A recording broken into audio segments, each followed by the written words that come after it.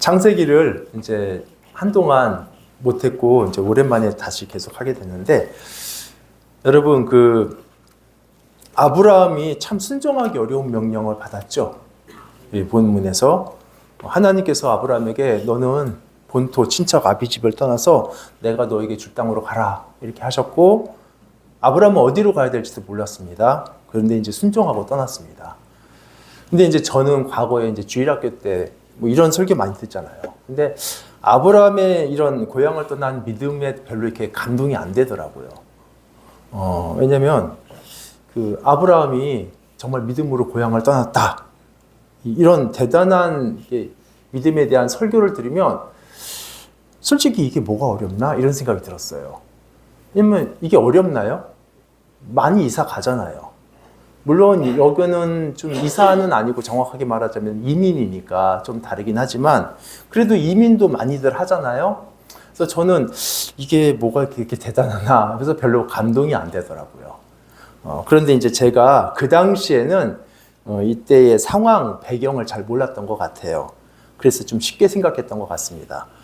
지금이 어디 가든지 안정이 보장되는 시대인데 그때는 치안이라는 것 자체가 없습니다. 그래서 서로를 지켜주는 동족이 울타리를 떠난다? 이거 무슨 일을 당할지 모르는 위험한 상황이에요. 그래서 고대 유목민들은 나그네를 굉장히 잘 접대했거든요. 근데 이유가 그 나그네 한 사람이 무서워서가 아니라 그가 속한 도시, 그가 속한 어떤 족속이라는 배후가 있기 때문에 그 배후를 의식해가지고 서로가 서로한테 이게 조심하는 것이지, 공동체를 아예 떠나왔다? 그러면 이제 그 경우는 전혀 다른 경우죠. 그래서 공동체에서 추방되는 거는 그 당시에는 사형하고 똑같은 거였습니다. 그래서 아브라함의 경우도요, 이때는 물론 아브라함은 혼자는 아니에요. 부리는 종들이 있으니까. 그래서 쉽게 당하지는 않겠지만, 그래도 여러 민족들이, 주변 민족들이 맘먹고 딱 약탈하면 그냥 당해야 돼요. 약자입니다. 그래서 아브라함이 이제 고향을 떠날 때 정말 두려워했던 게 뭐였냐면요, 죽음이었습니다. 누구 때문이냐면 이제 바로 아내인 사라 때문에. 왜냐면 사라가 아름다운 여인이어가지고 혹시나 이 여인을 빼앗기 위해서 자기를 죽일까봐 걱정을 했습니다. 오죽하면 사람들 앞에서는 나를 오빠라고 불러라, 남편이라고 부르지 말고, 이렇게 했겠어요. 그러니까 당시에 여인의 혼사는 이제 아버지나 오빠가 결정을 하는데 그 결정권을 갖고 있는데요. 그러면은 사라를 이렇게 탐하는 사람이라면 아브라함을 죽이기보다는 이렇게 오히려 후대했겠죠. 오빠라 그러면은 이제 그런 것 때문에 그랬습니다. 여러분, 그래서 사람들 앞에서 나를 오빠라고 불러라라는 말 안에는요, 위기 상황에서는 이 아내를 다른 사람한테 넘겨줄 수도 있다라는 가능성이 들어 있습니다. 실제로도 한번 그랬고요.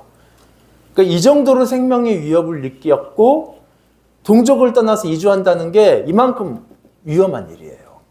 목숨 거는 겁니다. 그리고 여기를 떠나서 어디로 갈지도 명확하게 말씀 안 하셨어요. 하나님께서 내가 보여줄 땅으로 가라. 보여줄 땅으로. 참 애매하죠. 어디요 도대체? 그런 면에서 아브라함은 이거 절대 쉬운 순종 아니었는데 정말 믿음으로 한 순종이 맞습니다. 대단한 믿음 맞아요. 근데 이제 제가 오늘 여러분하고 나누고 싶은 것은 이제 아브라함의 순종보다는 이제 하나님에 대한 얘기를 하고 싶어요. 아브라함이 하나님의 어려운 명령에 순종한 것은 맞는데 왜 하나님은 이런 어려운 명령을 하시는 걸까, 이거요. 생명을 걸어야 되는 순종이잖아요. 더구나 조금 몇 장만 더 가면 아들을 제물로 바쳐라, 이런 명령도 있어요. 아니, 도대체 왜요? 물론 우리들은 하나님께 순종하죠. 근데 왜 하나님은 그런 명령을 왜 하시냐고요. 사실 아브라함뿐 아니라 우리도 간혹 이런 마음이 들 때가 좀 있거든요. 물론 하나님께서는 우리 꿈에 나타나서 이렇게 해라, 저렇게 해라, 이렇게는 안 하시지만 이미 말씀을 우리한테 명령하신 것들이 있습니다. 많잖아요. 부모를 공경해라, 이웃을 사랑해라, 남의 것을 탐내지 말라.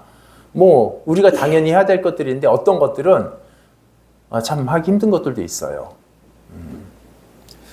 뭐 당연한 거긴 하지만 주일에 하나님께 예배하는 일 당연하죠. 이거 하나님 뜻이고. 그런데 당장 시험 기간에 잭도 없고 이게 예배하러 가는 것, 예, 당연한데 이걸 좀 어려워하는 사람들도 있거든요. 뭐 단적으로는 하나만 말씀드렸지만 옳고 그름을 떠나서 물론 이제 잘못된 거죠. 그리고 하나님께서 말씀하신 게 옳긴 한데 그런데 우리 마음 안에는 왠지 하나님의 명령이 좀 이렇게 불편하다라는 게 마음 한켠에 있다라는 거예요. 예전에 제 친구도 그런 말 하더라고요. 자기가 정말 예수 믿고 싶은데 두렵대요. 그래서 왜? 그러니까 예수 믿으면 뭔가 힘든 거를 요구하실 것 같고 막 아브라함처럼 어려운 것을 막 말씀하실 것 같아가지고 선뜻 믿기가 두렵다는 거예요. 그래서 여러분 많은 분들이 내심 바라는 게 뭔지 아세요? 하나님께서는 계시되 아무 말씀 안 하셨으면 좋겠어요. 하시더라도 내가 어떻게 잘 못 들었으면 좋겠어요. 일단 그 딱 들으면 괜히 들으면 그 순종해야 되니까 안 듣는 게 최고죠. 그래서 제 친구처럼 하나님과 이게 적당한 거리를 이렇게 두고 신앙생활을 유지하려고 애씁니다.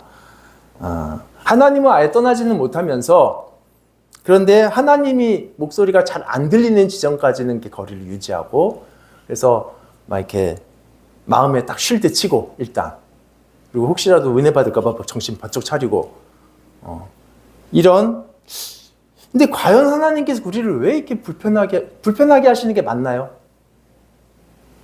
근데 불편한 건 맞아요. 우리 입장에서는. 근데 그러면 우리가 불편한데 왜 이런 명령을 하실까요?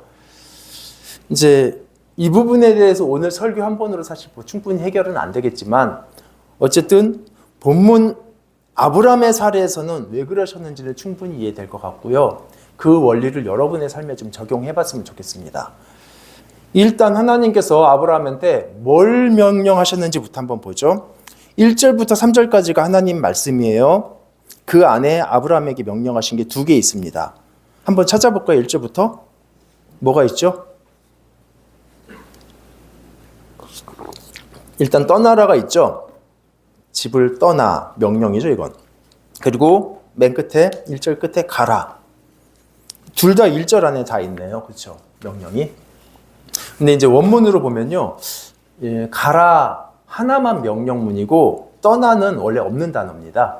그냥 번역하다가 끼어 들어간 말이에요. 한국말에. 그러니까 이제 1절에는 가라라는 명령 하나밖에 없어요. 그럼 나머지 하나는 어디 있죠? 예, 저기 보시면 2절 맨 끝에 있습니다. 너는 복이 될지라. 이거 한국말로 보면 전혀 명령같이 안 보입니다. 마치 너는 복이 될 것이다 라는 미래적 선언으로 보여요. 그리고 그래서 뭐 다른 번역본들 있죠. 뭐 새번역이나 이런 데서도 너는 복이 될 것이다 이렇게 번역을 했고 대부분 영어 성경도 다 똑같이 이렇게 해놨어요. 미래형으로. 그런데 이거는요.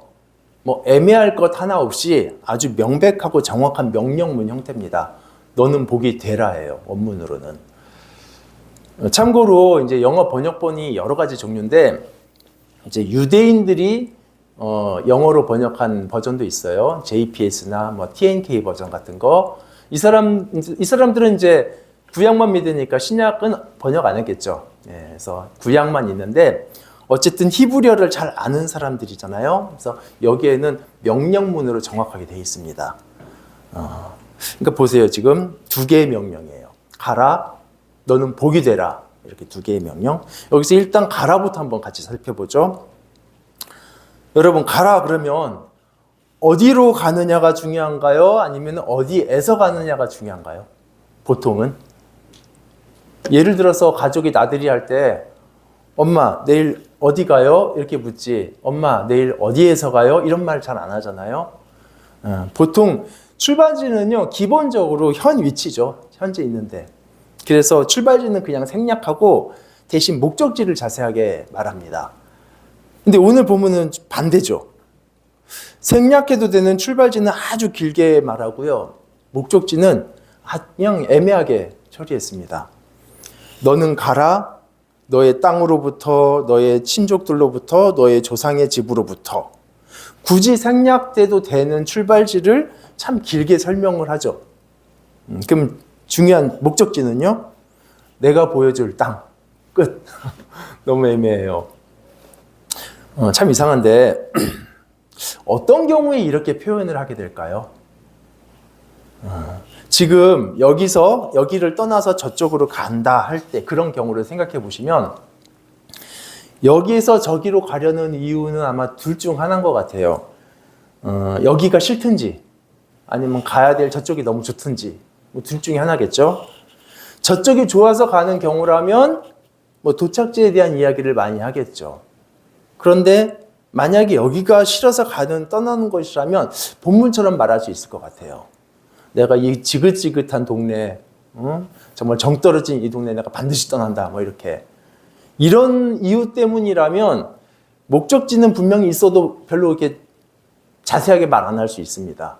내가 여기 떠나야 되는 여기에 대해서 말을 하죠. 근데 지금 여러분 이 말씀을 하시는 분은 여기 살고 있는 아브라함이 아니에요. 지금 명령하시는 하나님입니다. 그러니까 아브라함은 자기가 살고 있는 이 땅을 싫어하지 않아요. 그런데 하나님 보시기에 이곳이 참 안 좋고 그리고 아브라함에게 나쁘다고 평가하신 겁니다.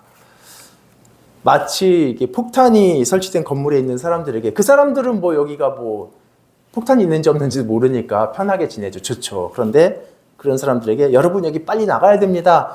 지금 이 건물에서 나가야 돼요. 이 건물 위험해요. 이렇게 얘기하겠죠. 그러니까 이럴 때는 어디로 가야 되는 곳보다는 지금 떠나야 될 여기가 강조가 돼요. 근데 1절이 그런 분위기예요. 지금 아브라함을 부르시는 장면에서는 일단 여기를 떠나는 게 우선적으로 중요합니다. 하나님께는 지금 이 거대한 목적이 있어요.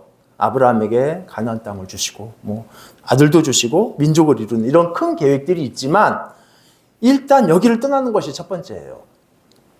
그럼 뭐 이 고향 땅에 무슨 뭐 폭탄이라도 설치된 뭐 위험한 곳인가요? 네, 맞아요. 여기가 얼마나 위험한지, 왜 반드시 떠나야 되는 이유가 있는지 그거는 이제 창세기 본문에는 안 나옵니다. 그런데 이제 여호수아를 찾아보면 자세하게 나와요. 여호수아 끝에. 우리 여호수아 24장 2절을 한번 같이 읽어볼까요? 자, 시작. 여호수아가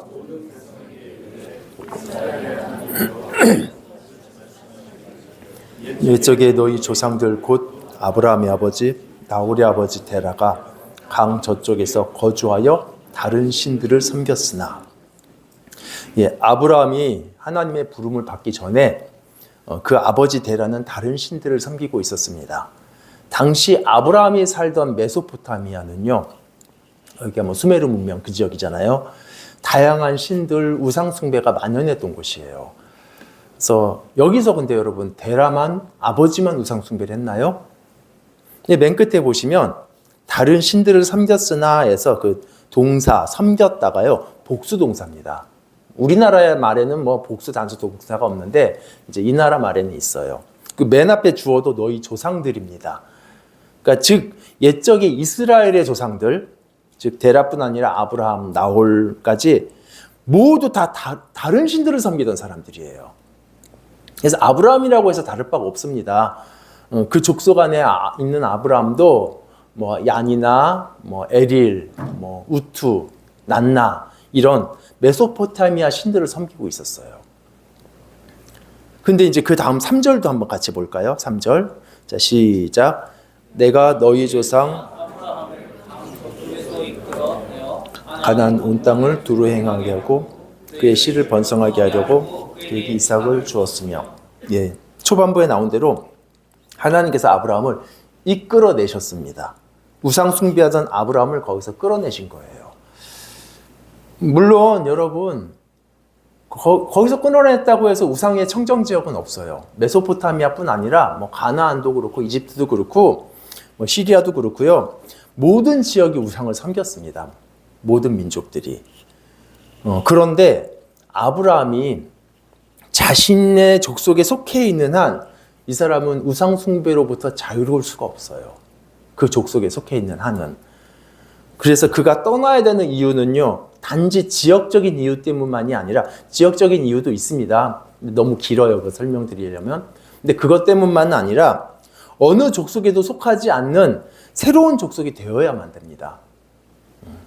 그가 거기에 아버지 집에 속해 있고 그 나라에 속해 있고 그 고향에 속해 있으면 그 아브라함은 계속 거기서 우상 숭배를 할 수밖에 없어요. 그래서 그 족속으로부터 그 조상의 집으로부터 하나님께서 건져내셨어요. 우리는 아브라함이 고향집을 떠나고 그 메소포타미아를 떠난 사건을 보면서 야, 정말 아브라함이 하나님께 큰 헌신을 했다라고 생각하지만 근데 이제 그것도 맞죠. 그런데 정작 여호수아 본문을 통해서 확인되는 것은 그 폭탄 설치된 건물 안에 있는 아브라함에게 너 여기서 나가 이 말씀하시고 그를 이끌어내시는 은혜의 사건입니다. 그래서 여러분 이곳을 떠나라. 이 하나님의 명령은 아브라함한테 굉장히 어려운 시험을 주시려고 막 굉장히 괴롭게 하려고 곤란하게 하려고 주신 게 아니라 그를 살리기 위한 필요한 말씀이에요. 우상을 섬기던 아브라함 자신은요, 자기의 삶이 위험한지 어떤지 뭐가 문제인지 전혀 모릅니다.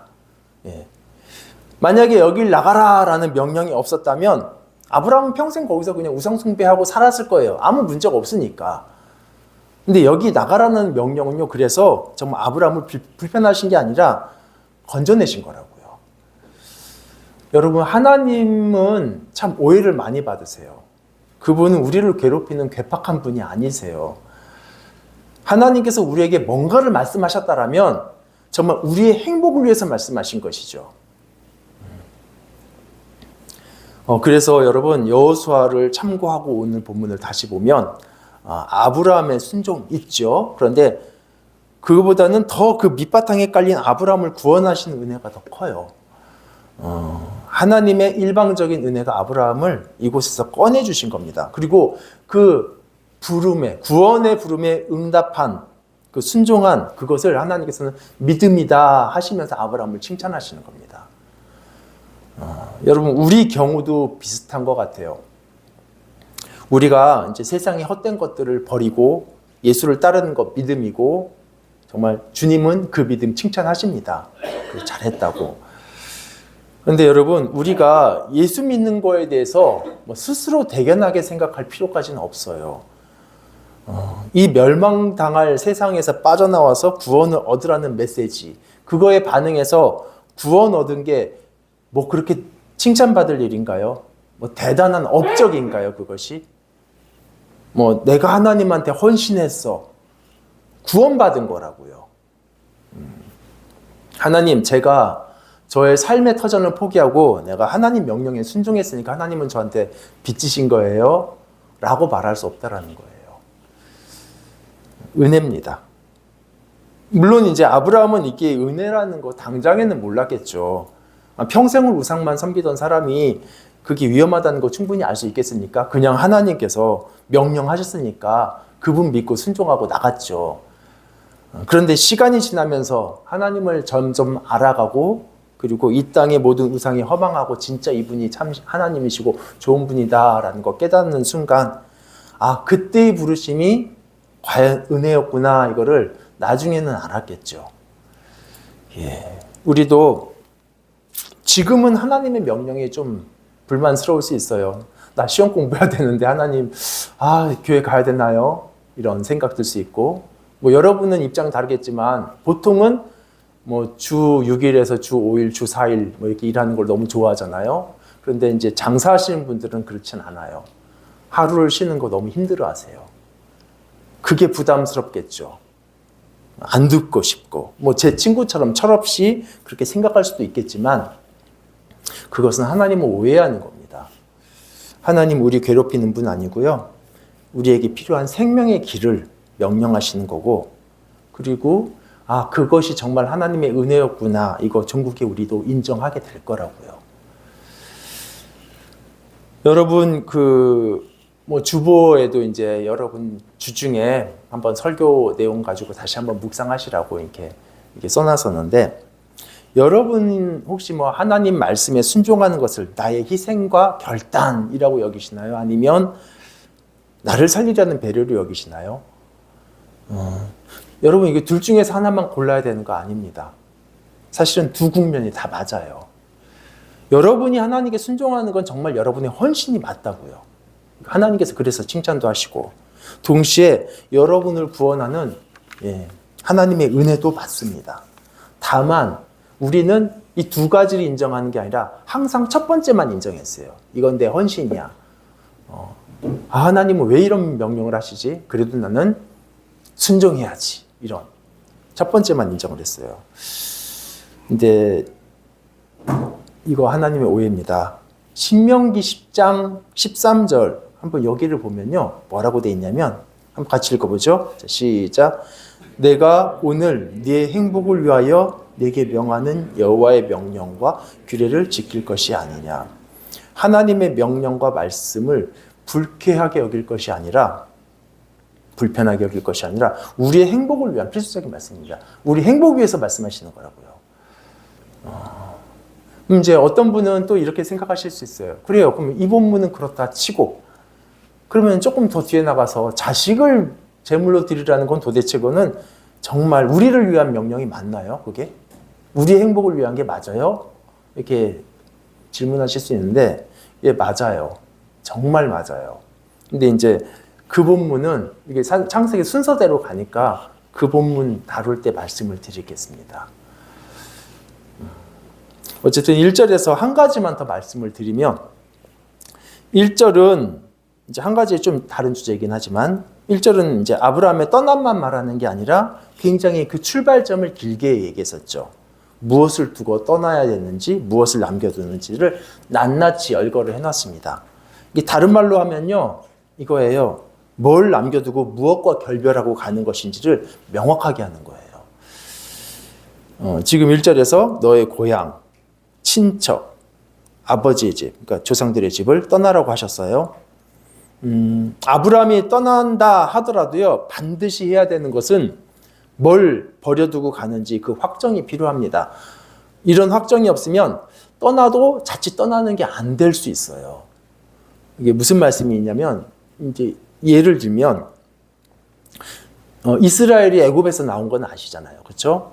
근데 이제 몸이 나왔습니다. 근데 이스라엘 대부분이요. 몸은 나왔는데 마음은 애굽을 향하고 있었던 사람들이 많았습니다. 그래서 애굽의 습성을 포기하지 않고 계속 그 습성대로 살아가고 그리고 뻑하면 애굽으로 돌아가자고 얘기하고 막 이런 반역의 마음들을 많이 가졌었는데 이들은 애굽은 나왔지만요. 애굽을 버리지 못하고 그 마음에 품고 나왔어요. 그래서 떠난다라는 것은 뭘 버려두고 무엇과 결별하는 건지를 분명히 해야 됩니다.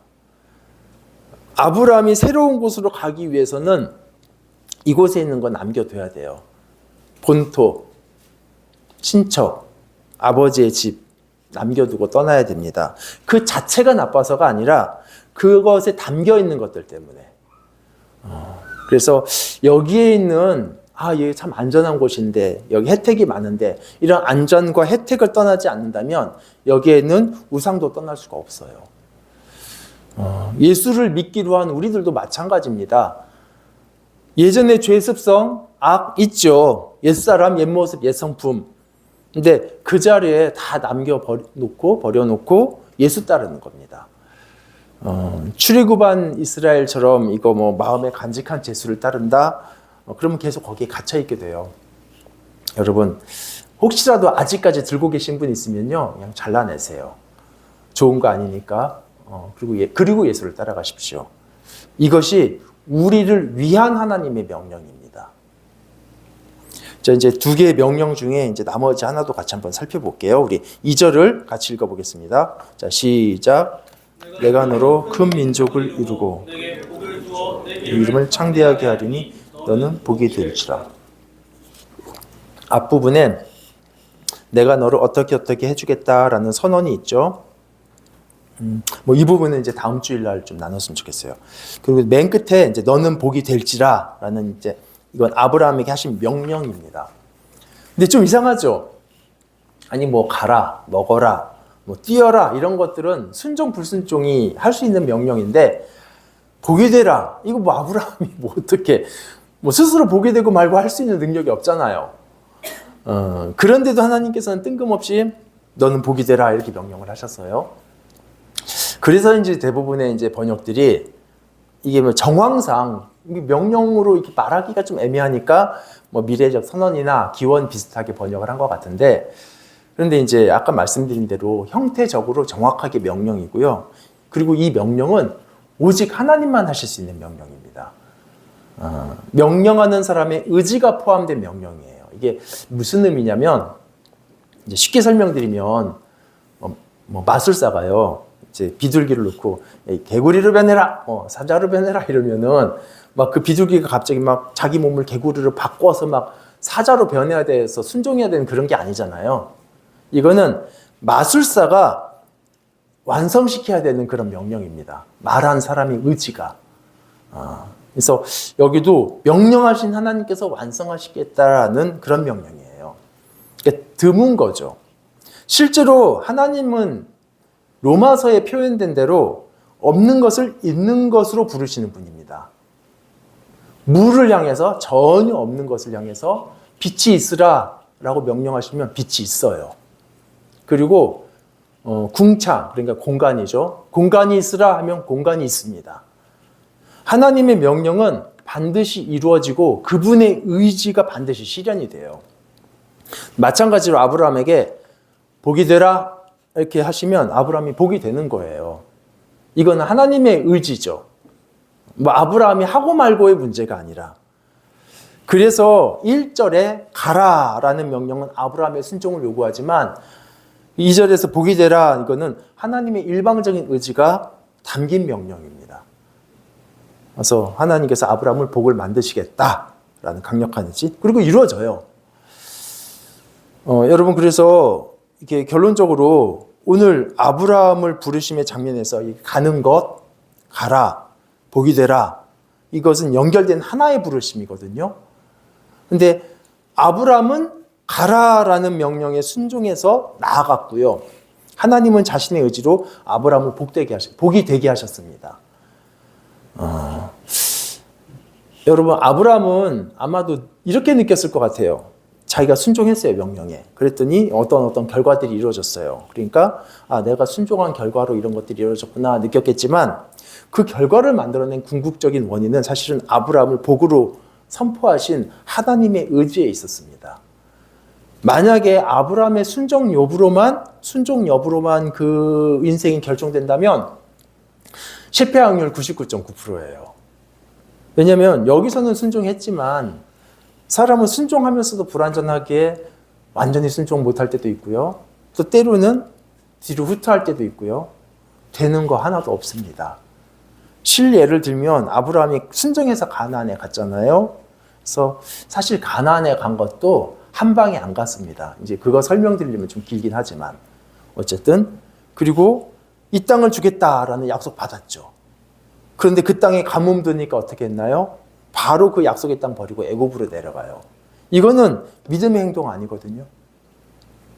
즉 아브라함의 순종 여부로만 뭐가 이루어진다 이러면 실패 확률 99.9%인데 2절에서 약속하신 너는 복이 되라 이렇게 말씀하신 하나님의 의지 명령이 아브라함을 끝까지 이끄세요. 아브라함이 어떻게 해도 그냥 복되게 한다가 아니라 복이 되도록 그 하나님의 의지가 이끄세요. 그래서 결국 복으로 만드십니다. 여러분, 우리에게도 사실 이런 부분들이 있어요. 많은 분들이 이제 하나님 앞에서 좋은 결단들을 하고 하지만 실패하기도 하고, 그럴 때 굉장히 스스로를 막 탓하면서 낙심하는 분들이 많이 있습니다. 근데 여러분, 구원의 완성은 우리의 의지보다는 결정적으로 하나님의 의지가 더 중요합니다. 신학적으로 이것을 이제 성도의 견인이라고 불러요. 이제 성도가 믿음을 잃지 않고 끝까지 믿음을 지키고 결국 구원이 완성된다라는 것은 이제 성도의 견인이라고 부르는데, 이제 견인이라는 말이 이제 오해가, 견인차가 끌고 갈 때 할 때 그 견인 아니고요. 견고한 인내의 이제 줄임말이에요. 견인. 한자가 달라요. 그래서 성도의 견인에서 행동 주체가 누구죠? 참고 인내하는 우리입니다. 사람들인 우리가 참는 거잖아요. 우리가 견디는 거고, 우리가 믿음 지키는 거고, 우리가 행동 주체예요. 그런데 견인의 궁극적인 주체는 하나님이에요. 왜냐하면 이게 구원이거든요. 이제 구원의 서정이라는 용어 안에 뭐가 들어가 있냐면 뭐 많이 들어보셨을 거예요. 부르심, 중생, 회개, 믿음, 뭐 칭의, 견인, 성화, 영화 뭐 이런 것들. 근데 이 각각을 다 구원이라고 부르고요. 성경에서는 이거를 전체를 다 묶어서도 또 구원이라고 부르기도 해요. 근데 구원이라는 말은 그거잖아요. 구원이라는 말은 우리가 뭔가를 해냈다가 아니라 우리가 하나님께서 우리를 건져주셨다. 하나님께서 무언가를 해주셨다. 이게 구원이잖아요. 근데 성도의 견인은 구원의 항목 안에 들어갑니다. 즉 성도의 견인은 하나님께서 우리에게 베푸신 것이고 우리를 붙들어 주시고 건지신 구원의 한 면이라는 거예요. 그래서 우리가 인내하고 우리가 참아내고 순종하고 믿음 지키는 거 맞아요. 근데 결국 이것은 하나님의 의지가 우리의 견인을 완성시키고 구원에 이르게 합니다. 그래서 구원이에요, 이거는. 그래서 우리는 이 두 가지를 다 공히 인정을 해야 돼요. 내가 하나님께 순종하며 믿음으로 따라가는 우리의 의지, 이게 믿음의 순종이죠. 그리고 하나님께서 그 결국을 이루시는 하나님의 의지, 이게 하나님의 은혜입니다. 그래서 우리는 이 두 각도에서 항상 각오하고 또 항상 확신할 수 있어요. 위로도 받고 우리가 순종해야 된다라는 그 각오, 믿음의 각오, 또 하나님께서 이루실 거라는 확신. 예. 아브라함에게 복이 되라 명령하신 것처럼 사실 우리에게도 이런 비슷한 명령들을 많이 하셨어요. 우리가 하고 말고의 문제가 아니라 그냥 하나님께서 이루실 만한 것들. 뭐 그런 명령들 중에 이런 것도 있죠. 내가 거룩하니 너희도 거룩해라. 레위기에도 있고 이제 베드로전서에서도 우리에게 하신 명령이 사실상 이거 불가능한 겁니다. 만약에 하나님께서 너는 프란체스코처럼 성 어거스틴처럼 한번 살아봐라 이러면은 솔직히 자신은 없어요. 그래도 시도는 해볼 수 있어요. 바울처럼 해라. 그러면은 어렵지만 불가능한 건 아니잖아요. 바울도 했었으니까.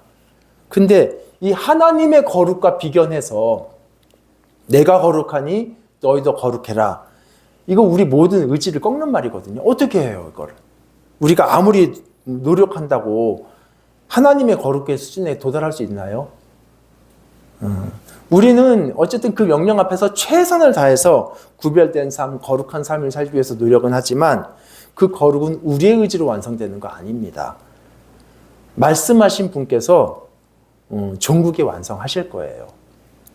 그래서 우리의 구원이 완성되는 때, 부활의 때, 우리가 영광스럽게 변화되는 때, 그리고 새하늘과 새 땅이 열리는 그때 하나님께서 거룩하시니까 우리도 거룩합니다라고 아무런 거리낌 없이 고백할 수 있게 된다고요. 우리가.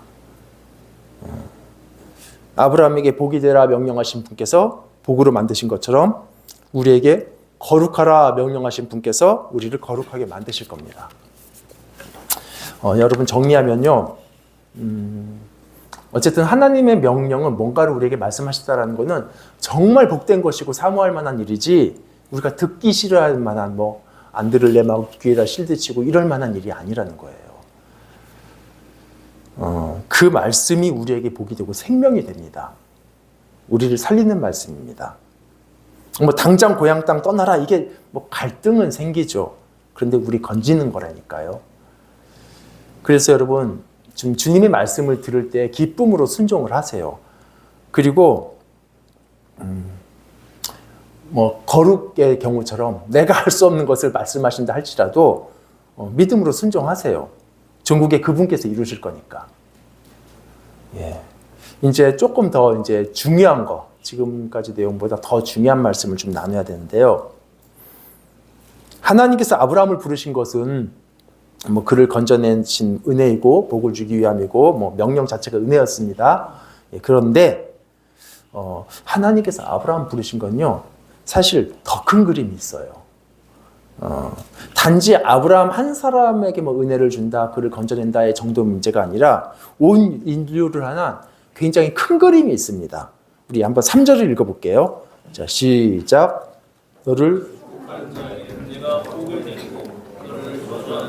내가 저주하리니 땅의 모든 족속이 너로 말미암아 복을 얻을 것이라 하신지라. 이 말씀은 너한테 잘해주면 복 받을 거고 너한테 나쁘게 하면 저주받을 거다 정도로 끝나는 말이 아니라 온 세상 사람들의 구원과 연결된 말입니다. 우리를 포함하는 거죠. 그래서 1절, 2절도 중요한데 궁극적으로는 3절이 좀 저는 가장 중요한 것 같아요. 근데 이 부분 나누려면 이제 창세기 10장부터 좀 한번 좀 살펴야 돼요. 그리고 시간도 많이 필요하고 요한계시록도 확인해야 되고 그래서 오늘은 어려울 것 같습니다. 그래서 다음 주일에 이어서 나누도록 할게요. 대신에 이제 조금 다른 각도에서 한 가지만 짧게 나누고 마치겠습니다. 1절을 보시면, 이게 좀 다른 주제인데요. 1절을 보시면, 아브라함은 어디로 가라라는 그 구체적인 말씀 없이 떠났죠. 그래서 히브리서에서도 그렇게 얘기해요. 아브라함은 갈 바를 알지 못하고 떠났다. 이렇게 말을 합니다. 근데 아브라함은 어떻게 해서 가나안에 도착했을까요? 어디로 갈지도 말씀 안 하셨는데 어떻게 딱 알고 거기로 갔을까요? 근데 또 5절 중간에 보면 아브라함이 어디로 갈지 말씀 안 들었는데 그냥 가나안을 향해서 갔어요. 이것도 참 신기하죠. 왜 어디로 갈지 말씀 안 하셨는데 그냥 가나안을 향해 갔을까?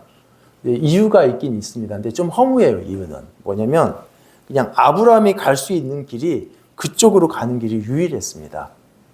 여러분 고등학교 때 비옥한 초승달 지역 들어보셨죠? 지리 시간에. 그래서 갈대아 우르가 이제 그 남쪽 수메르 문명인데, 그러니까 걸프전 했을 때 그 남쪽에 그 바다만 있죠, 페르시아만 거기 그쪽입니다.